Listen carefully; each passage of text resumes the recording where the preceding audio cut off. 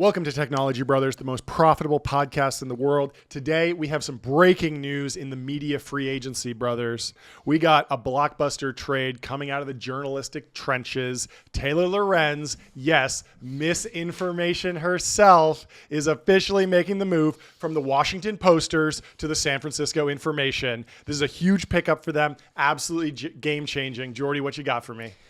Let's talk about Lorenz's game. This is a multimedia star who has posted and reported across every single platform you can think of: Tumblr, Instagram, TikTok, YouTube, podcasting, Twitter, X, Blue Sky, Mastodon, Threads, you name it. She's dominated it. She's not just covering culture, people. She is shaping it. Of course, her career hit a bit of turbulence after some head-to-head contact with none other than Mark Andreessen. That little dust-up in the clubhouse caused her career trajectory to be slowed, hindered, impeded, delayed. There are other words for it, but you get the idea. She hits free agency after parting ways with the New York Times, but instead of hanging up her cleats, she deletes all her tweets and goes back to the grind and gets immediately signed with none other than the Washington Posters. And let's not forget, she thrived there, continuing her gumshoe reporting, taking on billionaires, and making life miserable for anyone daring to build a network state. And talk about a dream gig, working for one of the greatest technology brothers in history. An absolute dog. Jeff Bezos. She worked hard to make the richest man in the world even richer. One of the most noble things a technology journalist can do. Absolutely. And yes, people call her a champagne socialist. They call her a limousine liberal. But look, as someone who loves drinking champagne in the back of limousines, I feel like we're kindred spirits. Look, this is a reporter who doesn't just show up. She gets in people's heads. She understands the game like no one else, whether it's hard-hitting investigations or defining internet culture for the masses. Her articles have been must-reads for years. If you're building a network state, a new social app, or just trying to live your life in Silicon Valley, Taylor is coming for you, and you better watch out. Phenomenal pickup by the San Francisco Misinformation. They just landed an absolute franchise player. Can't wait to see the headline she's about to write. John, do you have any details on the contract? We don't at this time. I think it is just a contract. I don't think she's full-time yet. Still testing out the waters, settling in through the team. But very interesting. She hit me up a couple weeks ago. We chatted about the rise of the broadcaster, and I chimed in as a male podcast expert on the record. Talked to her for about 30 minutes. It was a fantastic conversation, and she's still got it. She's in the arena. She's making plays, and this article is fantastic. We're going to break it down. But first, we're going to go to a profile of Taylor Lorenz in none other than the Information. They wrote about her. Now they're writing with her. It's almost smart. Like you can't write this storyline at home, folks. So let's go to Annie Goldsmith at the Information, who writes, "All rippers, no skippers, how Taylor Lorenz became part of the story." On May 18th, the Washington Post published a breaking news story about the Biden administration's newly created and promptly attacked Disinformation Governance Board. The board was able to be led by researcher and author Nina Jankowicz, who, the Post reported, has been subject to an unrelenting barrage of harassment and abuse, while unchecked misrepresentations of her work continue to go viral. The Post revealed that Jankowicz was resigning from her barely 3-week-old post, and the board, which had been charged with countering misinformation related to Homeland Security, was being disbanded. And Brutal. This was a different arc in Taylor's career. She'd been on the tech beat and she always got a lot of criticism because she was a technology journalist, but she wrote a lot about social media. She wrote a lot about culture, and people were, oh, she should be in the style section. I completely disagree with that characteristic. I think that what she wrote about was extremely important to the technology world. No, because, and as we've discussed, in many ways, she was the center of the entire creator economy trend, which was huge. But in many ways, she contributed. She implanted so many ideas in venture capitalists' head 100% that it led to a sort of capital incineration where VCs invested billions of dollars into the creator economy, and we haven't had much to show for it. And she was so pissed about VCs coining the whole creator economy thing and really running with it with as their own, because she'd been reporting on it for years and was like, this is not new. Well, that was actually the book. Well, and that was somewhat of the thing I always found, having my first, real company is a YouTube ad network that I started while in college. And when I saw the creator economy trend happening in tech, I was like, this is kind of interesting because the entire movement was basically kicked off because somebody did an analysis. Somebody did an analysis of the fastest growing small business categories in the US, and influencers were the fastest growing category. And so people were like, we need to give them SaaS, right? And so they just dumped literally billions into, and the information, the San Francisco information was at the forefront of kind of covering that. They've had probably hundreds of articles at this point that have referenced the creator economy and tracking like deal volume and velocity, which has slowed down dramatically. And I think one of the issues why that trend didn't necessarily play out is the trends that were driving the creator economy had really started at the creation of YouTube and some of these sort of foundational social media platforms that had already been in the like like scaled for a while. That said, I do think Taylor did a good job of making the creator economy about herself. And she's built a fantastic career on it. Yeah, there was an interesting dynamic where the thesis of her book was that, look, you might see Mr. Beast or Logan Paul, like kind of the shining stars of the creator economy now, or Kai Cenat or I Show Speed, all these bros, Rogan. But really, if you go back in her telling of the history, it was the mommy bloggers who really were on the forefront of the creator economy, which I think is right, and that's accurate, but it doesn't go back far enough, in my opinion, because if you go back even further, there's a group of bros that start the platforms, and that's guys like Chad Hurley at YouTube. Chad himself. And so there's this question of like, her whole point was like, VCs are just jumping onto this creator economy bandwagon right now. They're not authentic. And like, while that was true, if you go back to Sequoia writing the investment memo for YouTube in 2003 or something like that, like clearly they saw what the creator economy was going to become. And they actually made a very strong bet. If you're a venture capitalist and you're looking for outsized returns, you don't necessarily want to rip a check into someone with a Canon 5D who's going to go make vlogs, and who knows if it's going to hit. And if it does, it's going to look like a lifestyle business most likely. You want to be in the platforms, and that's why the VCs were correct to put money into Twitter. Yeah, it's funny that Facebook. In many ways the creator economy investment trend was like the trend of capital incineration, but if you go back and you combine Shopify and YouTube into that, and Instagram, then it was massive. And Facebook. It was an amazing category to invest in. Exactly. Right? So you need to really understand the definition of like does creator economy include the platforms? Like it should, right? And so obviously there's a lot of beneficiaries there. But and there's been for platforms like Substack that have gotten that have been at the center of controversy, they've continued to be a place where you can build a great creator business on, right?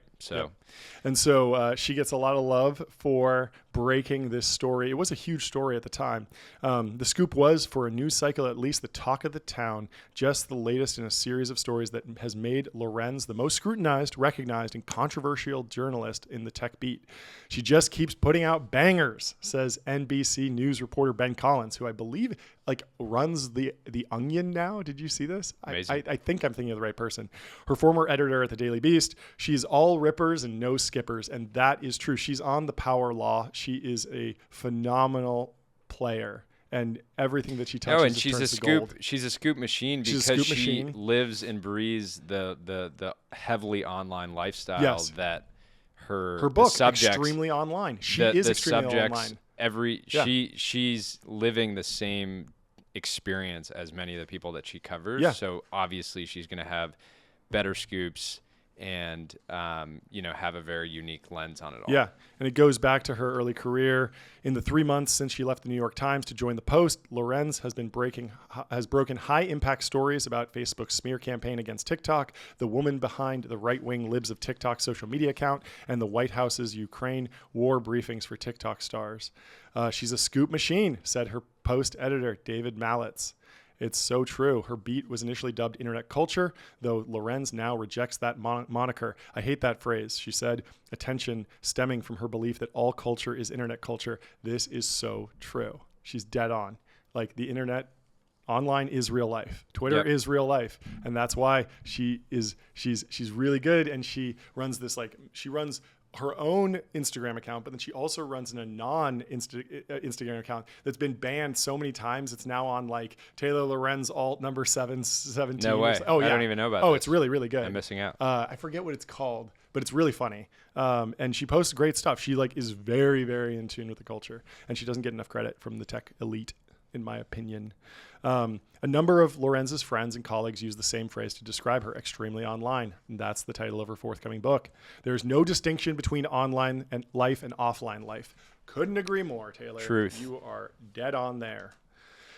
Now, for the first time, Lorenz has found herself the subject of media attention in February when she announced she was leaving her job at the Times to become a columnist at the rival Post, Vanity Fair, New York Magazine, and The Hill all covered her departure, with Lorenz lobbying some lightweight grenades at the gray lady on her way out the door. She told Vanity Fair that she kind of hit a ceiling at the Times and hoped the paper would hopefully, evolve in their ways. Completely agree. I mean, she left shortly after the dust up with Mark Andreessen and Ben Horowitz. They were in this clubhouse chat. Ben Horowitz used the R word, but he used it. He was quoting members of the Wall Street Bets community who used the R word to refer to themselves in endearing ways. And he was being positive and they were being positive. So it was kind of a hall monitor situation. She took to Twitter immediately, posted about it, but most importantly, she got the name wrong. She attributed the quote to Mark Andreessen instead of Ben Horowitz, and shortly after, she was out at the New York Times. And I think huge mistake by the New York Times. Yeah. Clearly, they just don't get the modern Lost a lot way. of cultural relevancy. Yep. For the Times. Yep, exactly. But which is why it's such a big pickup for Jeff the Bezos understood, hey, if you're going to be talking trash about, Ben Horowitz and Mark Andreessen, get on my team. I love riffing with these guys. Yep. And so she goes over to the Times, and she says, a few weeks ago, she found herself in the midst of another journalism brouhaha after she referenced her personal brand in an insider interview. I will not make that mistake again, she told me. Pulitzer Prize-winning Times reporter Maggie Haberman tweeted, "Is there something going on in the world other than the desire of some folks to get more attention?" Ridiculous. Maggie, no one's going to be talking about you in a couple of years. You need to be building a brand. Yep. Like, you're going to be irrelevant. Taylor is clearly a glimpse into the future here, and the old guard just doesn't get it. And so it must be extremely frustrating for Taylor, because in any other community of tech people, everyone would be like, yes, like you are doing everything perfectly. And you can tell because the tech folks are like, fuck, this is the one thing that works against us. Like, we don't care what Maggie Haberman says about us, but we do care what Taylor Lorenz says about us because she speaks our language and she's online. Yeah, we've talked about this before. We don't understand the frustration with Taylor. She is finally a worthy competitor for the technology industry and a sparring partner. Yes, right? Somebody that you can bounce ideas off of and have sort of these sort of somewhat charged but very meaningful debates on the most important topics of our time, like how much time you should spend scrolling. Yes, but it's kind of like getting in the gladiatorial pit with like a wild bear or tiger. Like, totally, it's going to lead to a lot of glory, but you could get mauled. Yep. And so you talk to her on the record, could come out fine, as we saw with this next piece that we're going to cover. But you could get destroyed, and your whole life could be up in flames. And so there was a big controversy after she doxed the libs of TikTok. The Daily Wire leased a Times Square billboard, which blared in all caps, "Taylor Lorenz doxed libs of TikTok." I wish I could get my rivals to buy Times Square billboards about me. Man, what an impact. You got under someone's skin when they're buying billboards about you. Yep. It's fantastic. In Lorenz's view, it's not just the politically flammable stories that elicit such incendiary reactions, but the tenacity with which she reports them. "I think you have to really nail them," she said, "and when you really twist the knife in a good way, in an accountability story, people are going to freak out." Taylor Lorenz joined the Washington Post at a delicate moment for the newsroom. Like the Times, the Post was working to formalize a policy surrounding its reporters' use of social media. The paper had been rocked by a discrimination lawsuit filed last July by reporter Felicia Sonmez, a sexual assault survivor who was suspended in January 2020 by former Post editor Marty Barron. The suspension came after Sonmez tweeted about rape allegations against Kobe Bryant shortly after his death. Though the paper is now under the leadership of its first female executive editor, Sally Busby, the episode was still fresh in the minds of some staffers when Taylor Lorenz joined in March. Enter Taylor Lorenz into this powder keg situation. Here is somebody who is Where employed she to use their thrives. voice on Twitter in a way that no one else has been empowered to do. And so the feeling from the top brass is mutual. There's a lot of excitement in the room about working with her. Part of what it means to practice journalism today is there are going to be staffers that have really large followings. And this is true. This is the modern era. And so you have to be online. In many ways, in our corner of the internet, Lorenz is going to be bigger than any publication that she works with. Yeah, right? absolutely. She actually genuinely has more reach Yep. than the Post Yep. within our section of the internet. She is the one technology journalist who truly lives rent-free in the minds of the tech elite. Yep. In a very meaningful way. And that you can't put a price on that. It can't be quantified in like distribution numbers or circulation numbers.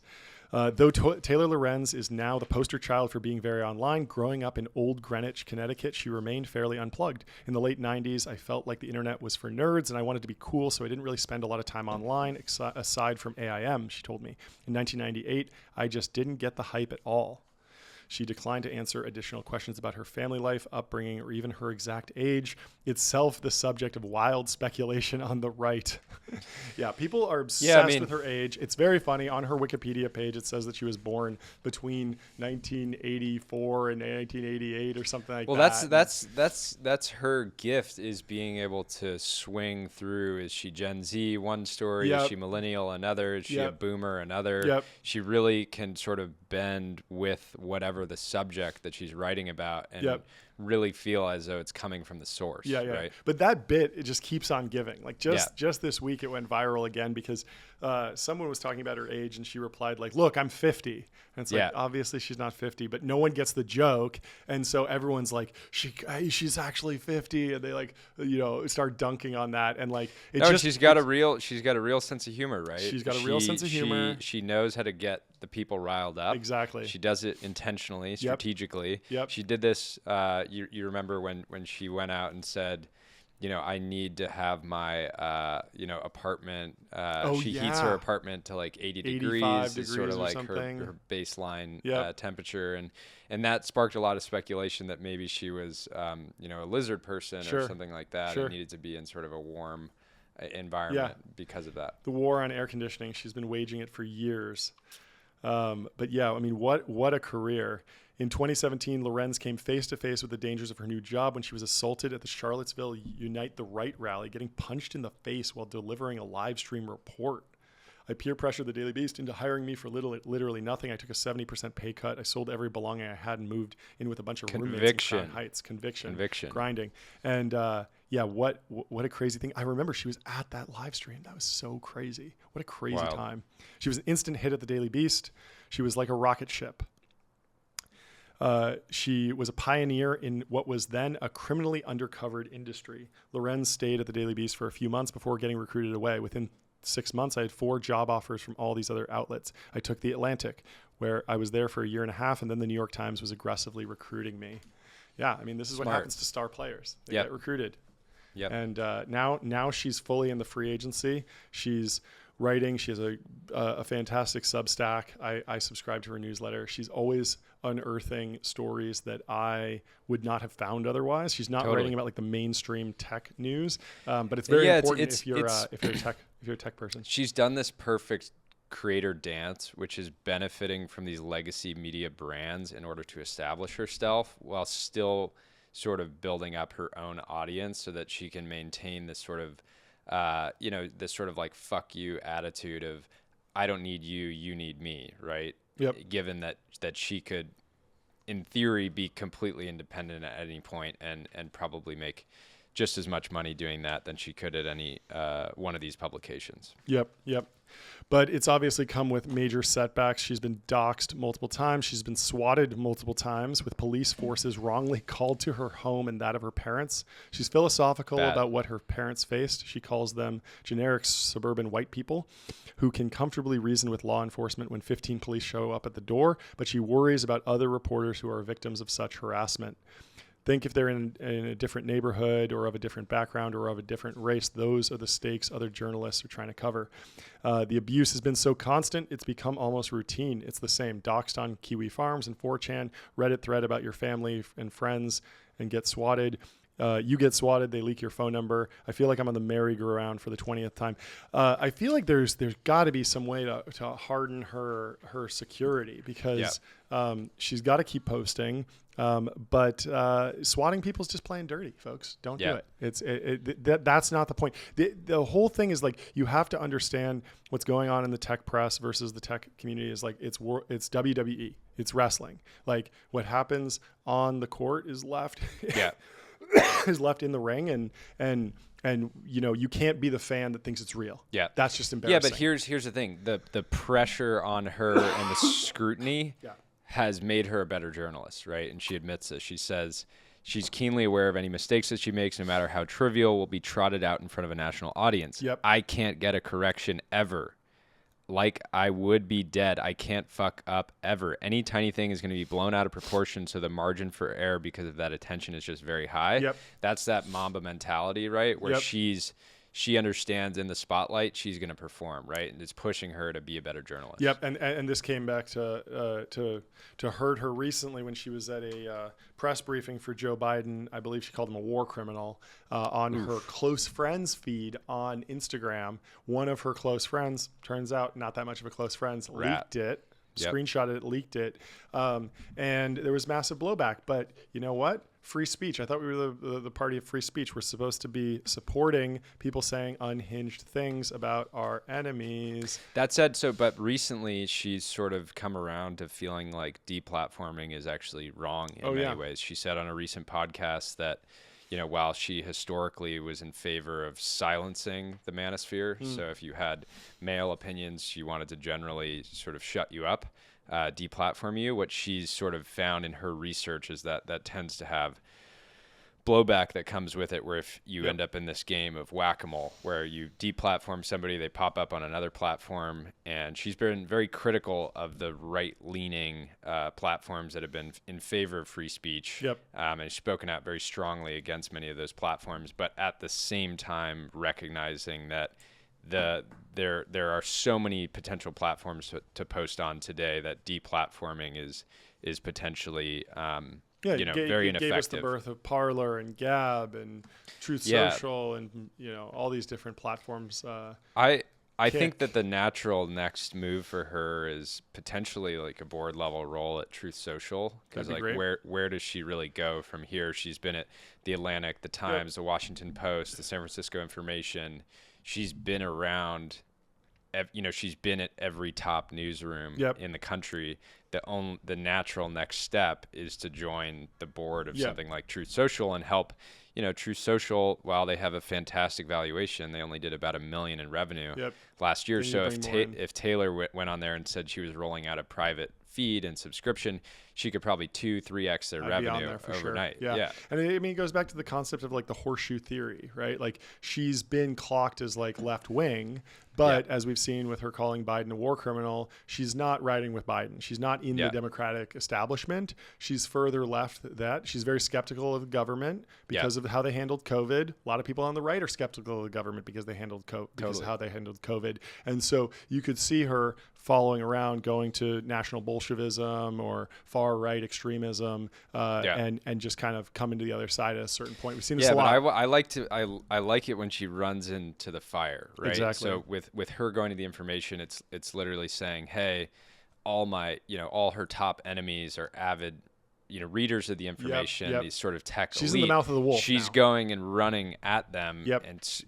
screaming at them, chasing them around the internet. But the next move could be to the Daily Wire. The Daily Wire or Truth Social, right? Or Truth Social. Going into the fire, she's not afraid to do that. But there's one journalist who will not be working with her in the future, and that's Nate Silver. They got in a little spat on X.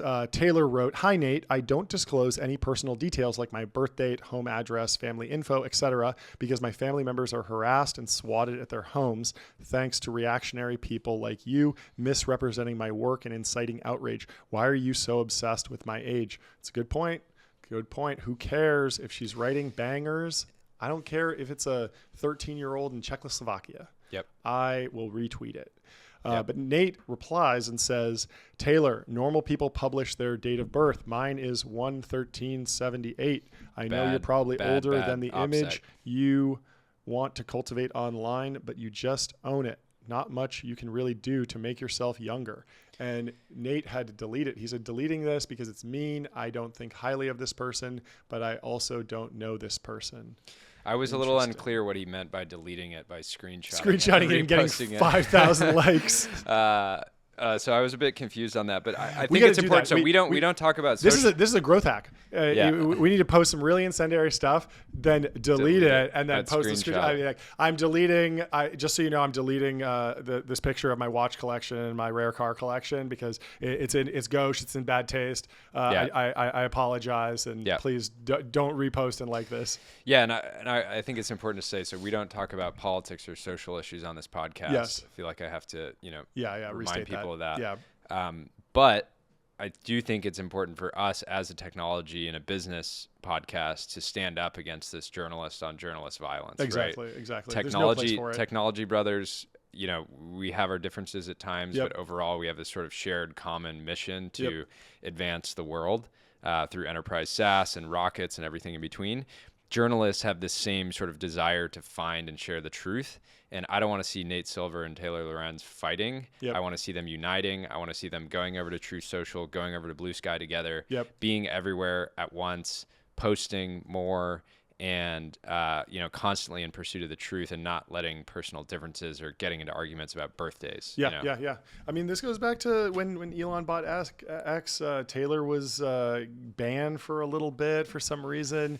It was a very dark time. I want her on the platform. I want her in the ring. I want the surprise. Well, she posts with comments off now. Yeah, she's back on, but we need to get her account fully back up and supported. We need all of her crew on to really create some tension on the timeline. This was the beauty of Twitter was like, if you were posting about capitalism or technology, it could go either way. You could get you could get dunked on. Now when you go out and post, now there's no stakes. Capitalism good. Everyone's, oh yeah, cool. Yeah. Old news. Thumbs up. There's no stakes, and so stakes and drama, that's what makes for entertainment, and so we need more of that. So we need to support Taylor Lorenz on the timeline. And honestly, if Taylor was taking X seriously, I'm assuming she'd be pulling in at least 50, 60K a month. I would hope so.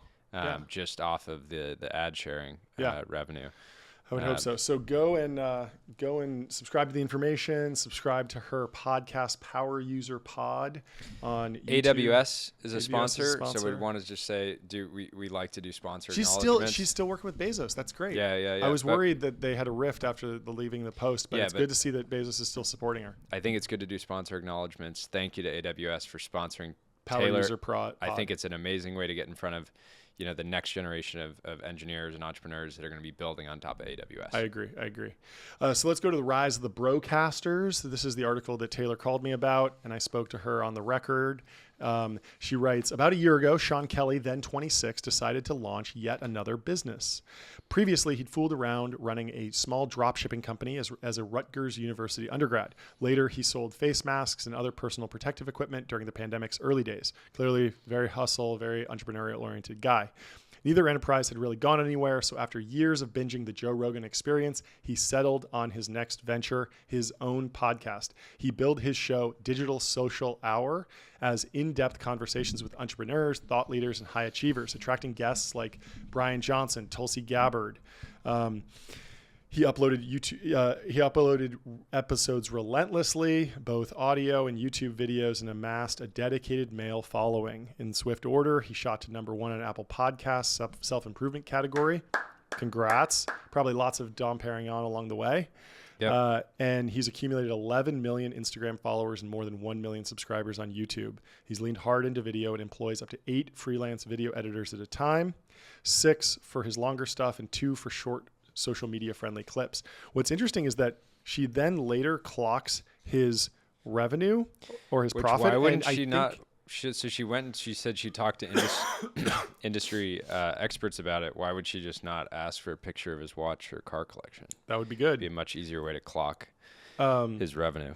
He won't comment on his annual revenue, but based on conversations with industry experts, it could plausibly be around $500,000. I feel like that's really Super low. Really low. For Kelly, for if 8 that's what you're editors, doing, talk to us. yeah, we'll get you set up with some real profit. Maybe he's not doing enough ads. Yeah. But I mean, 11 million Instagram followers, 1 million subscribers. Like, You got to be able to pull in a lot more than. I mean, the rule $500,000. of thumb generally, I mean, this isn't even for business content or long form, but the rule of thumb is usually $1 per subscriber on YouTube is like reasonable monetization. So you look at Mr. Beast, over 100 million subscribers. His business does over $100 million. You look at a lot of the finance channels that have a couple million views, a couple million subscribers, a couple $1 million in revenue. Yep.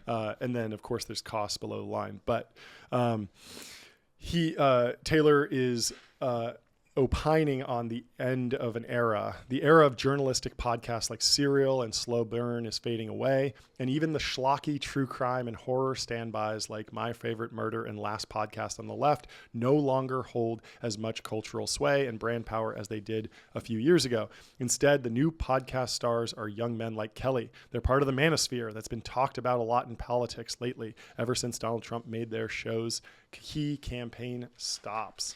Yeah, So- and Taylor's last podcast episode was with your friend, a researcher, Joshua Citarella. Joshua, who is an Fantastic. expert on the manosphere. Yep. And it was a great episode where Joshua basically mansplained the manosphere to Taylor and the audience. Yes. So it was very insightful for me, considering I've listened to some of these podcasts before, but I'd never heard the manosphere described so perfectly. Yeah, it's fascinating. It's all this question. There's been a big question in the media about like should the Democrats build a Democrat version of Joe Rogan, and there's a bunch of reasons why that may or may not work. They kind of, if you look at the top technology or the top podcasts, there are already plenty of left-wing shows with huge reaches. The Harris campaign just didn't do them. Like there's the Daily Show, there's the Ezra Klein Show, the NYT Daily, there's Last Podcast on the Left, and there's that one with those comedians called I'm blanking on it, but it's also really Smartless is really big, and then there's the one with the Obama writer called Pod Save America. So there's just like so many, like the views are clearly there. It's not like, there's 100 million Americans who just aren't listening to podcasts. They're just listening to different podcasts, but they just weren't prioritized. Totally. So I kind of rejected the whole premise when I was talking to her, but there is an interesting question about why male podcasts have become so big, how this happened. My thesis for her was that a big part of it is that Apple has less algorithmic control over what people look at and listen to in the podcast player. So they are much less likely to deplatform people. They did deplatform InfoWars, but they never deplatformed the Daily Wire in the same way that YouTube can just adjust the algorithm to promote a little bit less, because Kevin Roos did this whole deep dive on, I think it was called Rabbit Hole. He did a whole podcast and series about young men who go on YouTube and look for, self-improvement content essentially. Yeah. And then they wind up in a conservative rabbit hole of content that gets more and more right wing as they go down it. And the recommendation algorithm it wasn't tuned to deal with politics at all. It was completely neutral about it. It was like if you search for a video about a 911 Turbo S, well, you're gonna see a video about a more niche Porsche, and you're gonna see an ST video, and then a GT3 RS, and then some retro Porsche, because it knows you might end up Porsche. on Cars and Bids buying Exactly. a GT3 RS. So it's kind of like a funnel for anything, and Yeah. of course it worked the same way for conservative content and liberal content too. Yeah, and this piece calls it out, but YouTube is, I do think it's starting to change, but because YouTube originated with a lot of gaming content. That was like I think it was like over 50% of all content uploaded to YouTube for a while. I think it may still be that way, was just gaming content. So that attracted a lot of men. And then that has still snowballed, where I see this running a YouTube ad network. I haven't run it in years, but starting one in college, it used to be a real challenge to help a female-oriented consumer brand actually scale up on YouTube, because there just wasn't that many channels. That's changed a lot as YouTube has become. But I think one of the I don't think this is like specifically called out, but something that people miss with YouTube is there is it has so much of YouTube content today is watched on TVs, Yep. right? And so what that means is that the influence that TV used to hold is now held by the male podcast experts, right? The Hubermans, the Lex Yep. Friedmans, And a lot of them have deals where they can still post the full show on YouTube. This is the thing with the Harris going on Call Her Daddy and Yep. Trump going on Rogan. Rogan is now a couple years out from his Spotify deal. He's allowed to post the full episode on YouTube as well as on Spotify. Yep. Call Her Daddy's still in that tweener phase where they have to gate it. And so what went out on YouTube from Call Her Daddy was just a clip. It wasn't the full thing. And it was a lot shorter, and there's a whole bunch of other stuff that goes into the dynamics there. They had a good quote from Samir Chowdhury. Do you know this guy? No. Host of the Colin and Samir show. Yeah. It's a great show. They break down everything in the YouTube world, and they really break down like the business of YouTube. Yeah. Really great interviews with Mr. Beast and a lot of other folks. Samir says, YouTube is a largely male audience and male loneliness is a factor. You have a lot of young men looking for community and friendship, and they've been able to find that through podcasting. Yeah, we've talked about the cure to male loneliness being just calling up your Ramp, sales rep, Your right? SDR. Your SDR over at Ramp. They'll talk to you for hours. Or if that's going on what you need. TGIS. Or Yeah, TLG, going on TGIS. taking expert network calls. Exactly. But I resonate with this when I discovered podcasts while I was a young man. I was 18. Yep. And it felt like having a mentor in my pocket Yep. where I could listen to hundreds of hours of people that had gone and done the things that I wanted to do.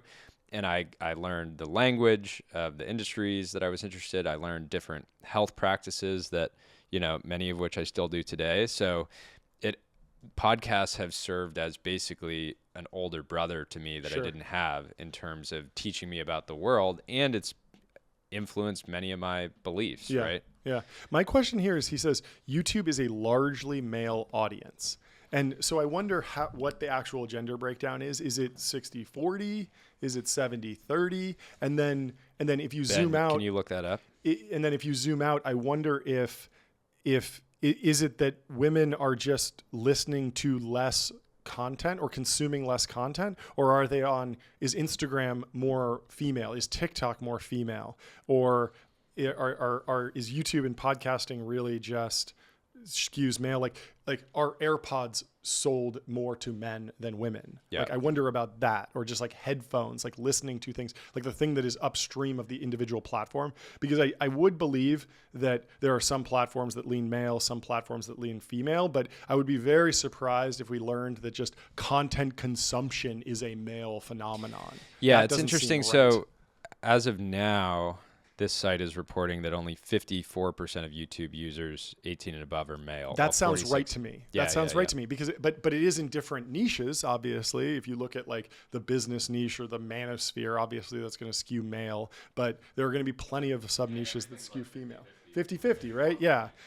And so I kind of disagree with that characterization of YouTube, and I don't think the data backs that up. But it is interesting that just the accessible product on social media, on new media, was accessible to the conservatives this time around, where next year or in 2024, I guess 2028, we could be looking at, it's the TikTok election or the Instagram Reels election, and the Democrats are crushing because they have much more viral potential on there. And it's a little bit of a more, like for JD, he seems to do really well in a 3-hour show. Same with Trump. But maybe the Democrats, whoever they put up next, whether it's Buttigieg or AOC, they'll do better on a streaming platform, or they'll do better on a short form platform. And so I'm wondering if this holds forever, or if this will be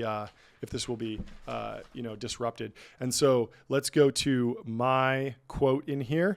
The other commonality, many of these podcasters eventually feel the pull towards political coverage, which is something I've talked about, which has been an even wider appeal than topics like artificial intelligence and crypto. John Coogan, an entrepreneur in residence at Founders Fund and host of the podcast Technology Brothers said he experienced this pressure firsthand when trying to grow his YouTube channel, which now has nearly 500,000 subscribers.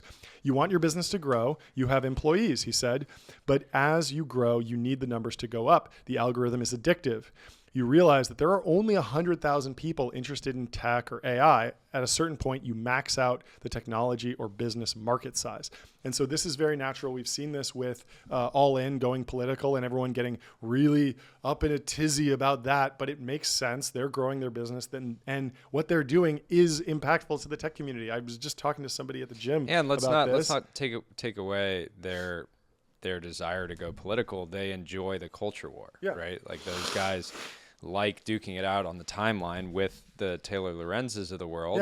And they just enjoy it. It's like a sport to them. And it helps them get bigger and bigger and bigger. Like when J. Cal's posting, like, we're the #1 podcast, he's not even talking about like the #1 podcast in technology anymore. Yeah. Like he will have episodes, like the All In show will have episodes that are like the #1 podcast in all the categories. Yeah. And it's because it appeals to everyone. Yeah. If they were just sticking to deep dives on, what AI agent is the best or what startup got funded, like they're not going to go broad, and they want to go bigger and bigger and bigger. And this is very natural, and it creates an opening for new shows to come in. This is what happened with Lex Friedman. He used to be the Artificial Intelligence podcast. It was all AI researchers. Then eventually he broadened out, started having political people on, started having, Jocko Willink on and Rogan and all sorts of different people on, health stuff. And that created the opportunity for Dwarkesh, who's doing fantastically. And now Dwarkesh is doing Tony Blair, and eventually Dwarkesh will broaden out to all sorts of different topics that he's interested in. He won't just be the AI researcher show.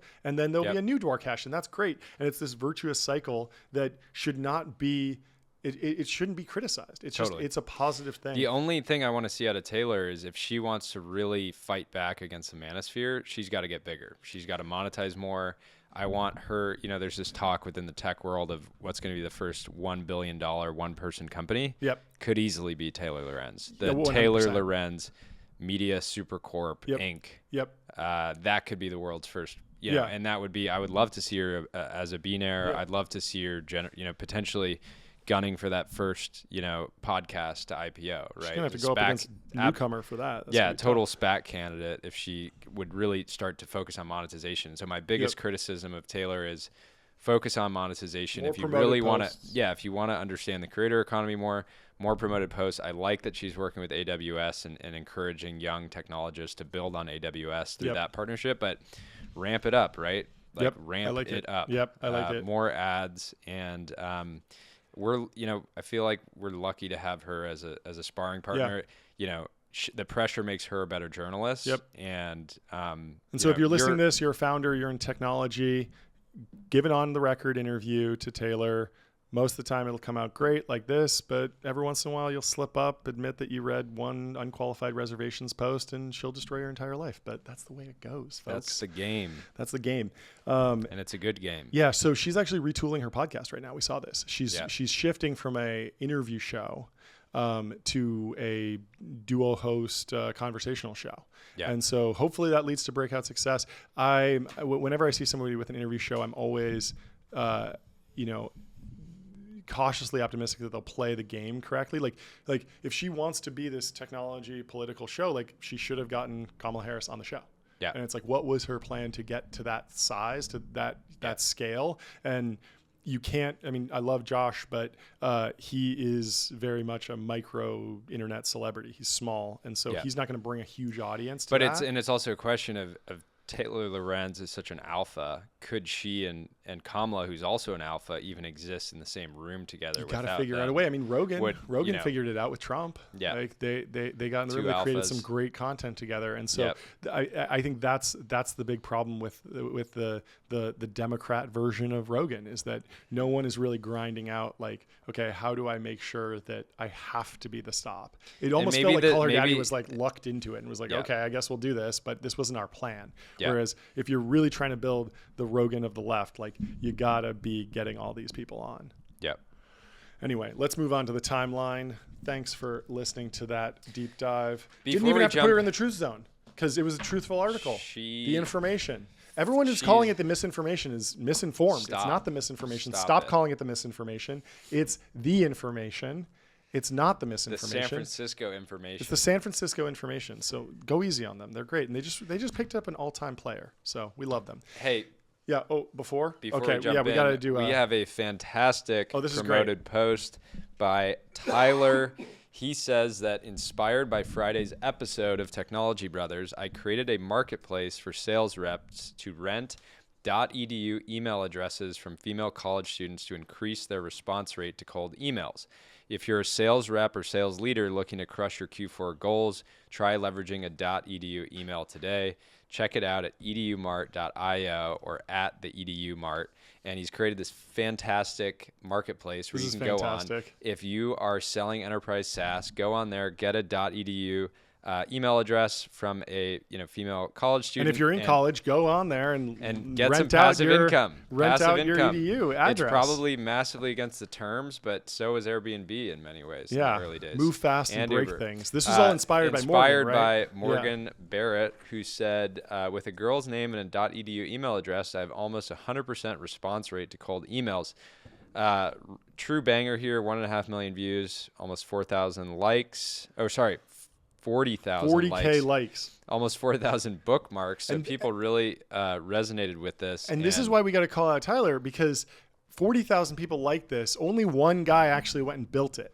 And so the next time you see some crazy banger and you think, oh, somebody already built it, there's probably 10 YC companies that are doing this already. They aren't. Just go and build it and send it to us. Morgan covered it on the 19th. We talked about it at the end of last week. Fantastic execution. Tyler built it over the weekend and shipped it this morning. Does he deserve Brother of the Week? I think this has to be the Brother of the Week. This is Brother of the Week. This is Brother of the Week. Congratulations to Tyler. Congratulations, Tyler. You are the Technology Brother of the Week. This is exactly what we look for in the Technology Brothers. Building, shipping, shit posting, and even running after controversy. There's going to be a lot of people, a lot of colleges that are against this. There's going to be a lot of people in general that say this is, misleading or whatever. Yeah. But as long as you're selling a product that people need and want, I think that it's fair game. Yep. And he's good at promoting it. He got us to talk about it. And it'll be good for the shareholders. Call up Business Insider. You got to get them to write about it. Call up Taylor Lorenz. Tell her what you're doing. Maybe she hates it. Maybe she writes a hit piece. It's going to be good for you. Thank you to Tyler. Thank you to Tyler. Congrats. Congratulations on your Brother of the Week. Andrew D'Souza says the startup industrial complex created by Paul Graham and Y Combinator is rotting the creativity and ambition of a generation of founders with a paint-by-numbers approach to entrepreneurship. Founders, go off script, have an original idea, stop building for a niche, build for humanity. And this is so funny because I saw someone subtweeting this, and it was just like someone complaining about YC, and then it was just Paul Graham. Coinbase, Airbnb, Stripe, like Zapier. Or whatever. Yeah, it's like a good rebuttal. It's like, well, yeah, of course we're not focused on the off-script companies in this batch. The ones that people are focused on right now are the AI rappers that are like running the right playbook. Yeah, but Coinbase was contrarian. Wasn't it you could get a Bitcoin for just like summer 12? When you were in the batch, you could get a Bitcoin just for signing up. Yes, Bitcoin was the sign-up reward for Coinbase. Yeah. And then for years, everyone was like, oh yeah, Coinbase, like that weird company. Like, oh, okay, I guess they raised some money. Like they were slow to raise money. It took them a while. There were much hotter companies coming out of YC, and also they were not flagged as like a top startup. Yeah, and I would say the YC framework and basically religion around company building that they've created objectively for most entrepreneurs is like a fantastic set of guardrails to just like run it, have the best possible chances at building a business. When I look back at the companies that I've built, if I'm taking sort of a rear view look, I'm like, I wish I was sort of following more of YC's dogma around certain things. Totally. And the other thing is, yes, YC is a great place to go if you don't have some super inspiring idea or vision and you just want to build some software and have like a good framework to do that. Maybe join another company. But you can they're still happy to take these weird outlier ideas. There's just not going to be. They funded a nicotine pouch company in 2018. Yeah, and they're not going to. Zyn didn't even exist. Yeah, and you're not going to have 100 visionary companies in every batch, but that's okay because there's going to be some non-visionary, plays that end up pivoting into weird also stuff. like there is a massive peace dividend of this startup industrial complex. Like you look at the Ramp guys, they took their first company through YC, Paribus, wound up selling it, and then they wound up doing an even bigger company, Ramp, after. And when I think of their creativity and ambition, like it's not rot. It's not rotten, not by any stretch of the imagination. And them setting them up with the YC framework to build, execute, sell that business, like it made them who they are today. Totally. And so, it's like there are so many ways to be successful, and we're, very thankful to YC. So a big wag of the finger to Andrew D'Souza. We disagree, but let us know what you think in the comments. Christina Farhat says, Your Honor, it was my AI agent. And Veronica says this will be a real argument. And I think that's real. Yeah. Where does the liability fall? We're already seeing this a little bit with if you go on agent.ai and the professional network for AI agents, and you hire some digital employee that just goes absolutely rogue. Well, this is already happening with those customer support agents, where you can basically get the customer support agent to like give you a full refund or something for if you like game it out properly. And then the company has to be, oh, that was not our policy. Like it hallucinated. Who's responsible for that? The LLM, the company that created the wrapper, you got to side with the the AI customer agent. on that side. The customer. They're smart enough to convince your. Yeah, but what happens when it's $100 million deal? Or something that's going to court, and someone is going to say it's my AI agent, and so that liability should fall not on the company but on the company that made the AI agent or the LLM. It's going to be a mess. But fortunately, full employment for lawyers. The lawyers will win in the end. And then they will be using AI agents and to fight the cases. We hallucinated. We pled guilty. We didn't mean to. No, there's going to be value in being a human at the end that says like, just taking responsibility for the. Yeah. I mean, human in the loop for a very long time, obviously. Because the responsibility. Do we have a promoted post? Promoted post from our friends over at Fiorentino Label. Fiorentino Label, bespoke suiting designed in America and handcrafted in Italy. So Fiorentino Label is run by John Fiorentino. His family made their money in hospitality. Yeah. John has been running Fiorentino Label, fantastic suits and tuxedos. And there's many heads of state and, very the tech elite that wear these suits. We can't, discuss specifics because it's very private, but anyways, fantastic suits. I wore one at Hereticon. I got a lot of compliments on it. And we've had a number of our listeners actually go to Fiorentino Label after hearing about them here on the show and get suited up. So we ask anybody that's recording a podcast, especially if you're a capital allocator. If you're a capital allocator, would it kill you to put on a suit? The answer is usually no, so you should put one on. You are a capital allocator or an executive, not an HVAC repairman. So dress like it. Dress accordingly. Alexa Z says, wow, I'm definitely bullish on this app at Get Hype HQ. And in the settings/account, it says, call the founder. I think this is great. This is amazing. Great. Yeah. I think this is actually like the kind of thing that YC basically recommends. Yeah. Which do is things like that don't scale. Yeah. Just make yourself extremely available to users. And once your phone is breaking, then get the second line of defense. But don't be like, oh, I'm starting this brand new company. We don't have product market fit. We have 3 customers and I need some sort of like help desk scenario AI and a bunch of people and a bunch of stuff. It's like, no, just let people help you. Some of the greatest tech support I get from early stage companies, always from the founder. Yeah, and the best founder mode CEOs, they see somebody post on X like, hey, I'm having this issue, and they're just there right there. Boom. Yep. Stripe CEO tomorrow. still does this. Yeah, it's great. Let's go to Guillermo practice. Roche over at Vercel. He says, the American dream for real, and it's McDonald's is hiring a web developer to use Next.js. So I think historically this would have been a great opportunity for crypto investors after the bull cycle ends. Maybe you're not going to just put the fries in the bag, but you could get a Next.js development role. This was such a banger, 12K. But this is a fantastic job. What's more American than working for the Golden Arches? Yeah, it's remote and it pays 130 to 180K. Not going to be an angel investor with that salary, but get this job, ask for a raise. Hey, with your bonus, you might be able to get up into that 200K range and get accredited And so you can go super long on all your absolute boys. Exactly. Employees can work remotely.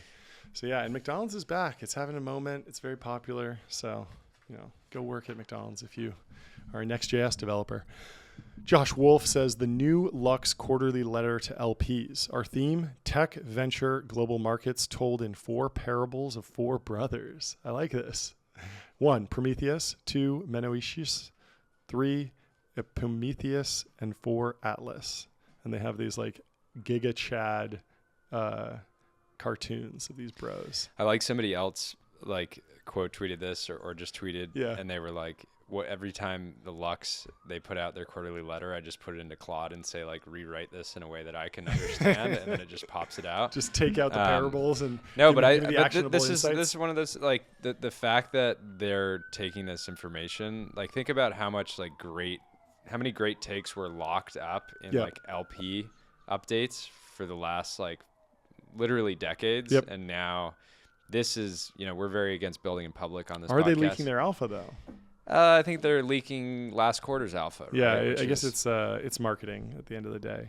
But I do like that there's a twist here in the writing language to use these parables. I think that's just makes it way more interesting. It's just more interesting, more stimulating than it's very anti-Paul Graham, who wants to just write plainly, directly. But I think there's something about creating a little bit of a barrier to get into the LP letter and enjoy it. And then you also are learning something about Atlas or Prometheus, and maybe you don't know that much about them, so you're also getting educated. Maybe you wind up pulling up the wiki, reading a book, learning a little bit more. It's a good way. Anytime I'm talking with a friend with a fund who's saying like, oh, I know I need to do content, but I don't know what to do. It's like, find your brand of content. For Josh, it is, hey, I'm going to write this sort of esoteric, broad ideas about markets and technology, and like put it out there. There's a lot of big ideas, and it's up to you to kind of sort through it. Screenshot essays. Clearly, those start as like Slack conversations or something like that. And Andreessen, the big idea that they're branding something that's already happening and just like owning. Great at coinages. Yeah. Coogan's Law. Yeah. And Founders Fund is shitposting. Viral videos and vibe reels, I guess, and shitposting. And apparently breaking stories about Polymarket and their competitors. Bennett Siegel says, flavor of the month, technical teams raising seed capital to buy business and transform it with AI. Sounds like a nightmare scenario for the founders, the company being bought, and the VCs funding it. Yeah, so this is referencing all of the new teams that have come out and doing these like AI-oriented roll-ups saying, hey, I'm going to buy a bunch of accounting firms and automate everything. Yep. And it's hard enough to just buy a business and make it grow. Yep. It's comparably, if you're trying to buy a business, make it grow, and completely change how the service is delivered and not lose all of your customers and alienate like the existing teams and clients and everything like that. Like, it just sounds like one of those things. Like, I think people, when they think about what attracts, Silicon Valley got very obsessed with roll-ups and just general M&A because they're like, wait, I could go work at Meta and like, have to work 10 years to eventually get to the point where I'm making $1 million a year, or I could just buy a business that does $1 million of EBITDA and like, use some conservative amount of leverage, and eventually I just own this great asset. But everything is just much, much, much harder than it seems, and roll-ups are obviously that. It's like, not only are you competing with other groups that are participating in roll-ups so that the price of assets end up going up and spiking and being very competitive, you're competing against other owner-operators that are just coming onto the scene, and they're like, I don't need a we saw that with Thrasio. I don't need to roll up all the Amazon brands. Yeah, and then very poorly. In their situation, they're beholden to the platform, and as Amazon fees went up, they just didn't really have a business anymore. But yeah, in general, think about examples where buying a business at seed stage made sense. I know. Didn't Warby Parker buy? No, it was Harry's. They bought a razor factory. I don't know if that was fantastic, but it was certainly differentiated at the time. I know there's been some companies that have bought banking licenses. Yeah. Where it's been some sort of asset that they needed and they couldn't get any other way. Yeah, the Plaid founder did that. But it's rare to go and buy an existing business and transform it, because usually you could just start from scratch, greenfield. Yeah. Interesting. But yeah, there's a bunch of people attacking the whole services economy, which is trillions and trillions of dollars, of saying like, hey, if we can go just provide the service with AI, we can turn this from like a relatively low margin services business to a high margin software business. And I just think it's going to be much harder. There's a company I invested in, Nick Abuzid, who was at Main Street, Product Hunt Main Street, and then Ramp. He's now building Rivet, which is like a ground up attempt to leverage basically AI for accounting. Is he buying CPA firms? He's taking the opposite approach. He's just building from scratch. He's saying like, I don't know what you're buying if potentially all the customers leave in the first year. Yeah. Be tricky. I don't know. Not easy. There usually needs to be some sort of. There was another generation of companies. Will Manias was really obsessed with this. There were companies that would buy like dental practices and then flip the capex to opex by essentially like renting the medical equipment to the. And that was like really alluring to like the CFOs of these like, hospital networks or something, because they don't have this big capex expense anymore. And I think they grew pretty quickly, but then I don't think it really panned out in the way that people hoped. There be dragons for sure. Dangerous. Let's go to Connor McDonald. He's been on the show before. Here's my take on ep11, and he stars out LO so that they can't search for it.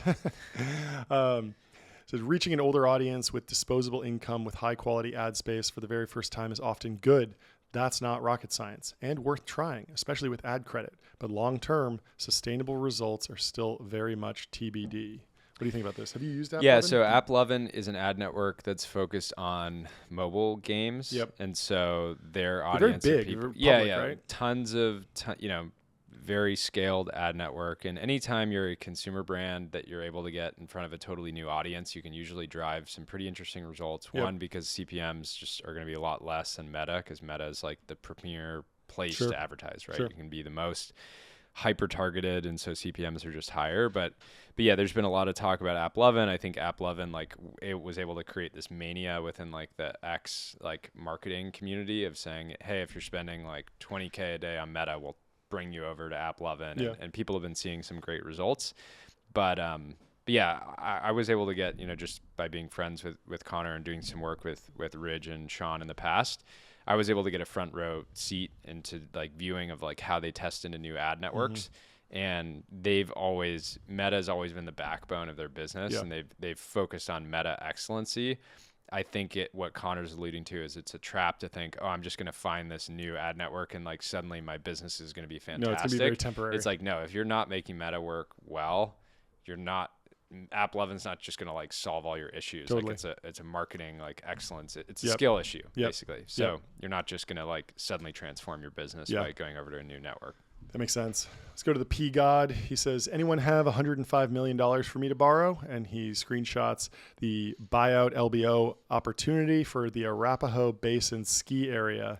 The company, a subsidiary of Dream Unlimited, was acquired by Alterra Mountain via its financial sponsors, Triton Funds and KSL Capital Partners, through an estimated $105 million LBO on November 19th, 2024. So this is not available. He's like joking clearly because the deal already happened. But I do know a billionaire who bought a mountain, like a ski resort. And I think he enjoys it. Was that the Summit Series? No. That was different. It's they also in bought Canada, but I just like to encourage more listeners to just go buy ski resorts. All of the great mountains for the most part have been getting acquired by these big conglomerates. And I'd like to see more independently operated ski resorts. We're working on an event with Bryce over at Indy to do a Technology Brothers gathering in Park City. Stay tuned for that. But yeah, just if you're thinking about it, the answer is yes. Just go buy a ski resort. Yeah, it is tricky. It depends on the capex that's already gone into the ski resort. Like the one that I know doesn't actually have chairlifts, but it's for like a more prestigious type of skier. They do cat skiing. Are you familiar with this? So there's like heli skiing, cat skiing. You ride on a big like Caterpillar on a truck, basically on a cat. You bring all your ski gear. They just drive you up to the top of the mountain, and then you ski down in completely fresh powder. And it's just pure powder. It's amazing. And for the real ski heads, powder's where it's at. My great grandfather ran the gondola at Mammoth for like 40 years. Oh yeah. And basically like post World War II, so he was happened to be like best friends with Dave McCoy, the founder. Yeah. And because of that, my uncle used to massively take advantage of the relationship to the Fresh mountain. So tracks. he would just go off terrain. Oh yeah, of course. And like duck under the rope, and then he'd have to, this was like pre-cell phone, but Yeah. he'd be like Stuck. radioing, like, hey, like Yeah, I I'm ended stuck. up going over the other side. Oh, Could you no. send a cat? And they had some crazy, That's hilarious. crazy stories. But it's the fact that like anybody who was building these ski resorts in the 60s Yeah. is so insane. Thinking about the machinery and the Yeah. amount of risk and like the amount of human life that's at risk on a mountain at any given point if the machinery malfunctions or you're not smart about avalanche control. Yep. Like it's one of the craziest environments to build a business. Yeah. We could probably do a whole deep You know, dive some of the ski resorts have howitzers where Yeah, for yeah, avalanche yeah. control, there's a few versions. One is just you have the ski patrol go up there with sticks of dynamite, and they just throw the dynamite, Yeah. and it just shocks all of the avalanche yeah. potential down, and it just creates an avalanche. But then at some ski resorts, they have howitzers where they just literally fire a cannon It's so into the good. mountain, and it just causes all the it's avalanche great. to come down. It's I great. love nothing like being at a Ski resort with ski your absolute resort boys with your absolute firing boys. firing No, the and you're cannon. in the hot tub after skiing after a long day, and you get to hear the cannon going off. You know, showing that the next day is gonna be. It's like signaling that Yep. the next day is gonna be fantastic. Yeah, Bluebird. Do we have a promoted post? We certainly do. We always do. This one is from Amman Resorts. The architecture of fantastic. Amman Kila is a celebration of Bali's natural beauty. Cascading down the hillside to the sea, stone buildings, walkways, and pools are woven among the palms, framing views of the ocean and the resplendent greenery. So this property is fantastic. I haven't been yet. I've been to Bali a couple times on surf trips, but was before my Amman arc. I want to go here. Amman is kind of where, Bali is where Amman really got started. Yeah. Their first property, I don't even believe they were able to get a commercial loan to do it. They had to just like personally acquire this property. Turned into the, what is today the greatest hotel brand in the world, in my opinion, at this specific moment in time, if you're, evaluating it for reach and quality of experience. So go check out the Amman Kila. Yeah, highly recommend booking a trip to Amman and book it far in the future. Book it, get online, look a year out, book something that you can look forward to for a full year. So then you're just kind of planning and thinking, oh, I'm almost going to forget about this. Yep. And then it's just going to sneak up on me. And I'm not even going to think about the expense because I paid for it a year ago. Exactly. That's the way to do it. Yeah. Yeah. Plan. That's next my summer. headspace right now. Yeah. In about a month, I'll be at an Amman property. Yep. But you got to and- book the next one. So you have something to look forward to. Always. Exactly. So Always. you're never like, oh, wow, like when am I going to get around to getting back there? No. Yeah, it's like yeah. you already have it booked. You know. Exactly. You always want to have one or two bookings, like just rolling. Perpetual. Let's go to Jim Sailbike Right. He quote tweets us and says, Technology Brothers is the best personification of the vibe shift. Their aesthetic and approach to discussion are the antithesis of Brooks' bourgeois bohemian archetype that so accurately described elite culture for the past 20 or so years. Very insightful post. That is exactly what we were going for with this. And I do think we want to push back against the bourgeois bohemian trend that's been really popular in tech, unfortunately, and celebrate the capitalist bourgeoisie. Yep.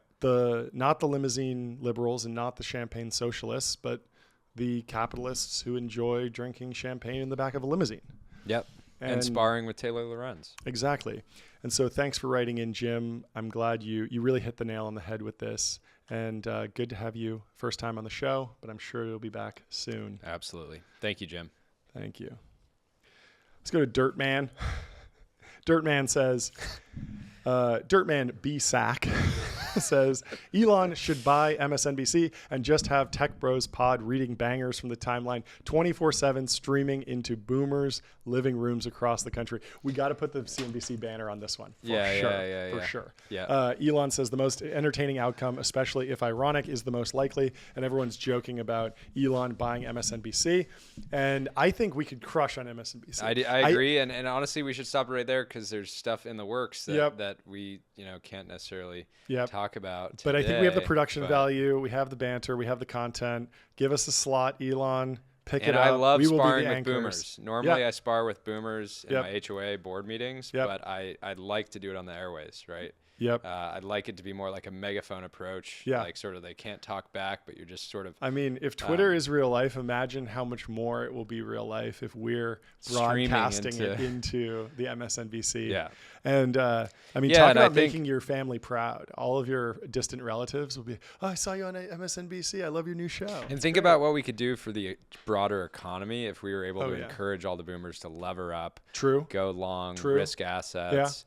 A lot of them at this point are sort of, they talk down to Yeah. Gen Z and the millennials saying you're too risk on, you know, all you care about is you know, the next crypto coin. Yeah. Also, you watch MSNBC and they do a little segment and then they take an ad break. The ads aren't integrated properly and there aren't nearly as many of them. And on that note, let's go to a promoted post. Promoted post from Tiffany & Co. Celebrate meaningful beginnings this holiday with Tea by Tiffany. An homage to an iconic motif from 1975, these designs feature hand-set paved diamonds for extraordinary shine. Discover more at tiffany.com/gifts/shop/holiday. Hashtag Tiffany & Co. Hashtag a Tiffany holiday. Anyways, this looks like an absolutely fantastic gift. Fantastic. And Highly recommend everyone in the audience. our audience is very Put your oriented AirPods around. in, go to Tiffany right Yep. now. Now, our audience is very oriented around crushing their Q4 revenue goals, but Christmas is, as of today, a month away. Yep. Get those gifts in now. Go to your local Tiffany's and tell them the Technology Brothers sent you. Thank you.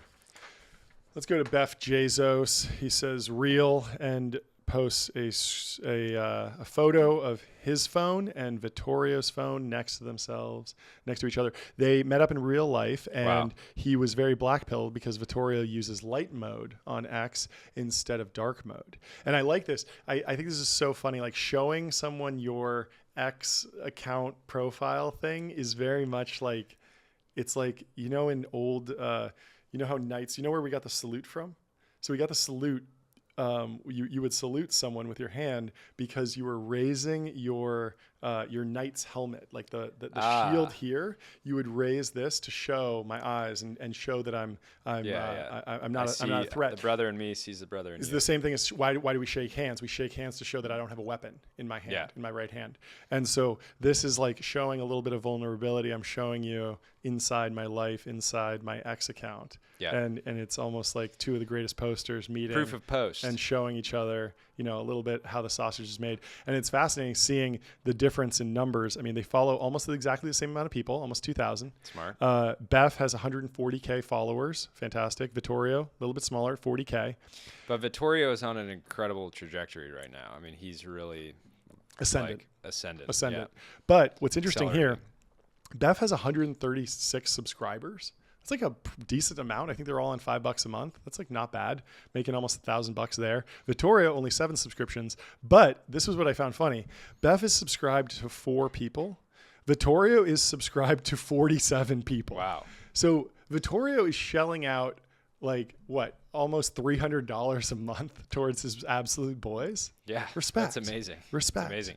It really is a sign of respect. This to is the creator subscribe. economy. Yeah, He gets the check from X. The creator payout, I'm sure it's heavy as a stone, Recycling it. and then he puts it absolute- right in with his other boys. And so I'm gonna go check out who he subscribes to if that's public.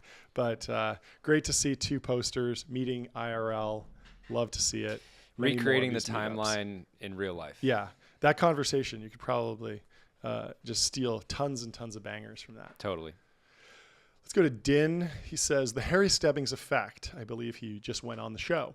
Says 200 plus applicants, every tier 1 investor in my DMs, 4 million euros of potential revenue in my DMs. Okay, that's a little weird.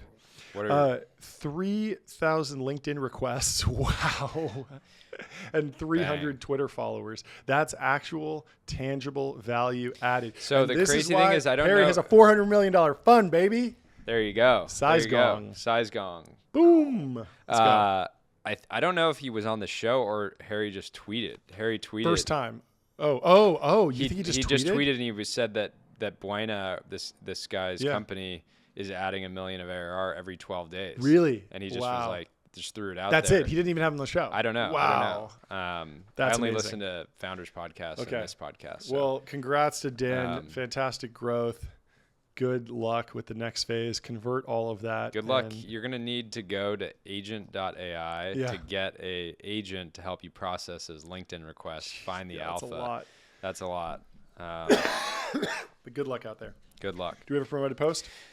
Promoted post from Blackstone. Think investing equals the stock market? Think again. There's an ocean of opportunity in hashtag private equity. If you're a hashtag financial advisor curious about tapping PE for your clients, check out hashtag Blackstone University. And then they throw a bit.ly link up here. So they've dropped a whole course for financial advisors to learn about private equity. If you're a financial advisor and you don't know about private equity, it's an awesome asset class, some fantastic returns. You can go really risk on with some great managers, and Blackstone hitting hard. Where better to learn it than Blackstone? Yeah. We love Blackstone here. They created a popular festival. No, that's BlackRock. Oh, Blackstone, right, different organization. Right. BlackRock created the BlackRock City. Blackstone is just a fantastic asset manager. Yes. And love their use and of aggressive use of hashtags here. They clearly know their way around this platform, leveraging all the features. Yes. So thank you to Blackstone.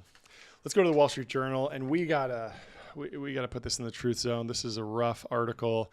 I read it over the weekend, and I was pounding my fist on the table. I was so mad.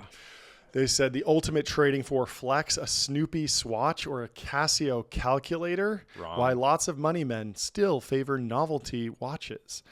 The anti-status watch, why men in finance love cheap, cheesy watches.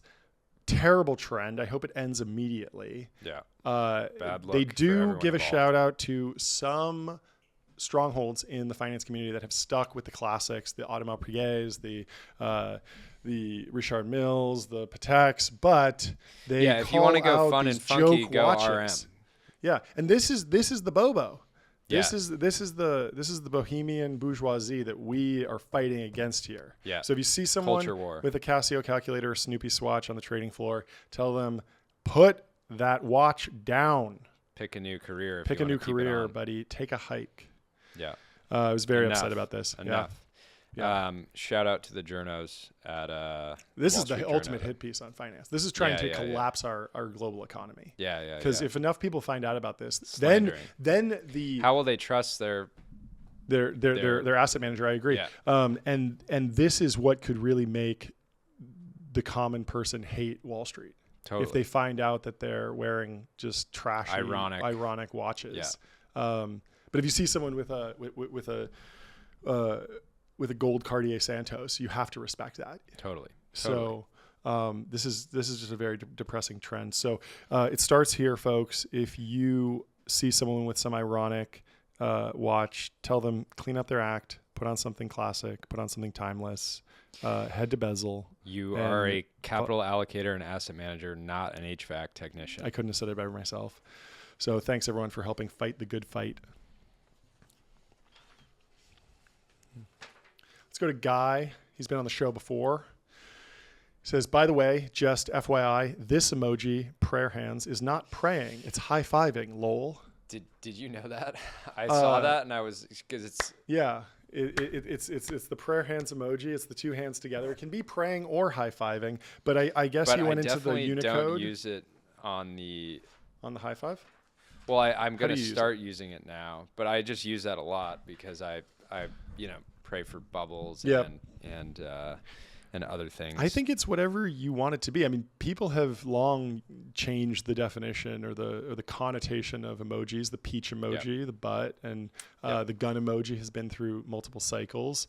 I think that it all depends on the context. And if you see someone using this in a context where it clearly means prayer hands, it's prayer hands. And and emojis are clearly high-fiving, tools. They're high-fiving. Emojis are tools for communication, and we shape our tools, and from there our tools shape us. So we need to constantly be reevaluating our use of emojis and rethinking them, redesigning them.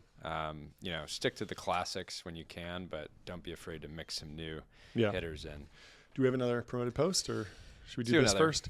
Air Environment says AV has entered into a definitive agreement to acquire Blue Halo. Together, we'll create a more diversified global leader in all domain defense technologies capable of addressing the full spectrum of modern defense. Huge deal in the public markets. Air Environment has acquired Blue Halo, and we wanted to cover it on the show because it's one of the most fascinating examples we've seen in recent history of nominative determinism. The CEO of Blue Halo, his name, Jonathan Moneymaker. And Great of course, name. he made the money. He Great made the name. money, baby. You don't bet against Jonathan Moneymaker. That's Never. all I would say. Never. And so fantastic outcome for all the investors. I think this was a private equity roll-up. They built they put together a bunch of small companies and wound up selling it to Air Environment, and congrats to them. We don't know the full terms of the deal here, but it feels like a size gong moment to me. Congrats to Jonathan Moneymaker, and we would like to back whatever he does next. Yes, 100%. Quick promoted post from Zegna. We are only a month out from Christmas, and there are many other holidays coming up, but we wanted to celebrate a Zegna holiday from our home to yours. Wrap your loved ones in timeless Oasi cashmere. Oasi cashmere. Cashmere scarves that will be cherished for years to come. We're committed to certifying our cashmere fibers as 100% traceable from 2024. I don't know if this is an ESG thing. I prefer their commitment to quality over traceability, but I certainly appreciate the traceability as well. Thank you to Zegna. I think it just speaks to this idea that, like, you know, you're going to be in fancy holiday parties. Maybe you're going on some ski trips. Ski season's coming up, and you want to look good. You don't want to be stumbling around in athleisure or looking like you just got off a bus in Sandhill. Yep. You want to be dressed to the nines, and so Zegna is a great way to go get a nice jacket or a nice coat. And why not make it cashmere? You don't see enough technology brothers wearing scarves broadly. Yes. It's a great accent piece. It's a great way to kind of communicate what you stand for. Yeah. It's clearly a step up from Patagonia. Yeah. Yeah. And so we highly recommend you go check them out and tell them the Technology Brothers sent you. Let's go to April Zucchi. She says, I can't stop thinking about this Nietzsche quote. The most intelligent men, like the strongest, find their happiness where others would find only disaster, in the labyrinth, in being hard with themselves and with others. In effort, their delight is in self-mastery. In them, asceticism becomes second nature, a necessity, an instinct. They regard a difficult task as a privilege. It is to them a recreation to play with the burdens that would crush all others. Couldn't agree more. Yeah, when you're in that zone, you have to find what your why is. And that why can be anything. For us, it's, doing it for the money, being willing to push through. Yep.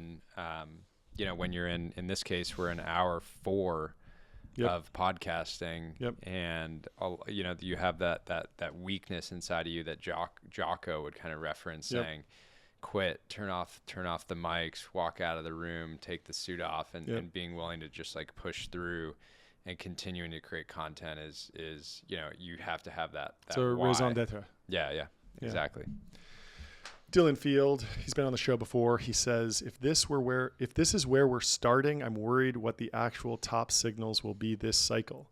How it started versus how it's going. How it started is Satoshi Nakamoto's Bitcoin white paper, and how it's going is $dog cage, and there's a live streamer doing some extremely depressing things that we're not even really going to talk about. Yeah, we don't want to talk about it, but hopefully Pumped Up Fun gets their act together and ends this live streaming feature. Sometimes moderation is good. Content moderation. That's good. Good to hear. It's over. Hopefully no more of that. And I think that there's a lot of alpha right now and just tweeting top every single day, because eventually you're going to be right. Yep. And 100%. You'll be able to go delete all the other ones and go back and quote tweet the top and say, like, look, I called it. Yeah. Called the local top. And there's you could raise, $1 billion fund off of calling the top. Yeah. So there is something about like the good meme coins and the ones that last are fun. Like Doge is about this dog. It's very funny, and Elon's run with it, and it's like even popular today because it was always filled with like some sort of comedy or funness, and the dark stuff never. Even Solana around. With like the GM culture. Right? Yeah, exactly. It was always like inspiring to some degree, even when it was frothy. Yeah. So stay positive out there, folks. Yeah. No revenge, hate meme coins. Yeah.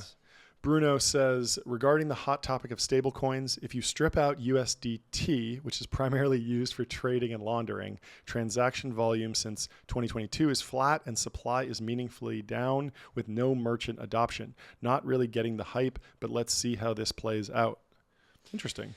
Yeah, the merchant adoption stuff's interesting. I mean, I do think you have to imagine that, strong like infrastructure platforms like Bridge, and especially the amount of investment that I imagine Stripe will put behind Bridge going forward, like merchant adoption will go up. Yeah. Coinbase, recently, last week ran that ad, showing a guy buying selling a truck with stablecoins.